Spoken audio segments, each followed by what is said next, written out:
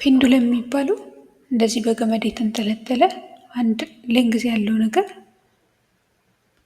በአንድ ገመድ ላይ ከበድ ያለ ዕቃ ስናንጠለጥል ፔንዱለም ይባላል። እና ፔንዱለም የሚሰራው ዋናነት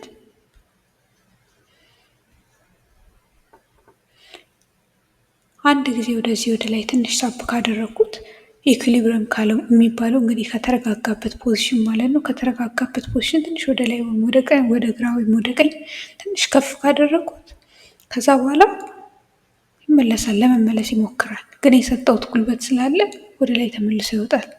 እንደዚህ እንደዚህ እያለ ራሱን እየደጋገመ ይሄዳል ነው። እንዴ ወደ ግራ፣ እንዴ ወደ ቀኝ፣ ወደ ግራ፣ ወደ ቀኝ፣ ወደ ግራ፣ ወደ ቀኝ የተወዛወዘ ይሄዳል ነው። ፔንዱለም እንደዚህ አይነት ሞሽን ያሳየናል ነው። እንዲህ አይነቱ ሞሽን ራሱን የሚደጋግም ሞሽን ፒሪዮዲክ ሞሽን ይባላል። ለማጥፋት እንዲህ አይነቱ ሞሽን ፒሪዮዲክ ሞሽን ይባላል። ራሱን ስለሚደጋግም ማለት ነው። ራሱን ደግሞ ለመደጋገም የሚወስድበት ሰዓት ወይም ራሱን አንድ ሙሉ ዞን ለመጨረስ የሚወስድበት ሰዓት ቱፓይ ታይምስ ስኩዌር ኦፍ ሌንግዝ ኦቨር ግራቪቲ ተብሎ ተጽፏል ነው። እዚህ ጋራ ጂ የምንለው ግራቪቲ ነው። 9.8 ሜትር ፐር ሰከንድ ስኩዌር ማለት ነው። እና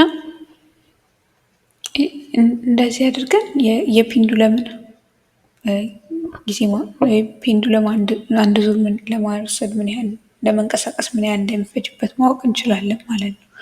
እና እዚህ ጋር ላይ ፎርሙላውን ስናይ ልብ ከምንላቸው ነገሮች ውስጥ አንዱ እዚህ ፎርሙላ ላይ የዚያ የተንጠለጠለው ነገር ክብደት የለም።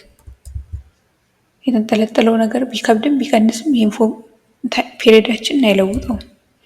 እና አንዱ እሱ ነው።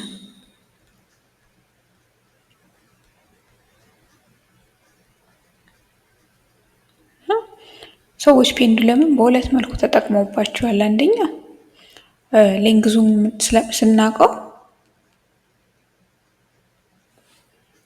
እና ግራቪቲን ካወቅን ሌንግዝ እና ግራቪቲን ካወቅን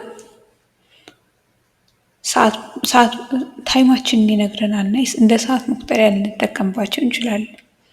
2 3 ጊዜ 4 ጊዜ 5 ጊዜ ዞሮ እስከሚመለስ ብለን በጣም ጥሩ አኪሬሲ ያላቸው ሰዓቶች መስራት የሚቻልበት ነው። በጣም አንደኛው አይደለም ግን ጥሩ ሰዓት ጥሩ አኪሬሲ ያለበት ሰዓት መስራት ይቻላል። ሌላው ደግሞ የምንጠቀምበት ፔንዱለሙ ከአንድ ዙር ወደ ሌላው ዙር ምን ያህል እንደሚፈጅበት ካወቅን ማለት ነው። ቲን ካወቅን ፔሪዮድን ካወቅን ማለት ነው። ቲ የሚለው ለፔሪዮድ ነው። እሱን ካወቅን እንዲሁም የገመዳችንን ርዝመት ካወቅን እዛ አካባቢ ላይ ያለው ግራቪቲ ስንት እንደሆነ ማወቅ እንችላለን። እና በዚህ መልክ ፔንዱለምን አንድም ለሰዓት መቁጠሪያ ሌላም ደግሞ ለግራቪቲ መለኪያ አድርገን ሰዎች ተጠቅመውበታል ማለት ነው።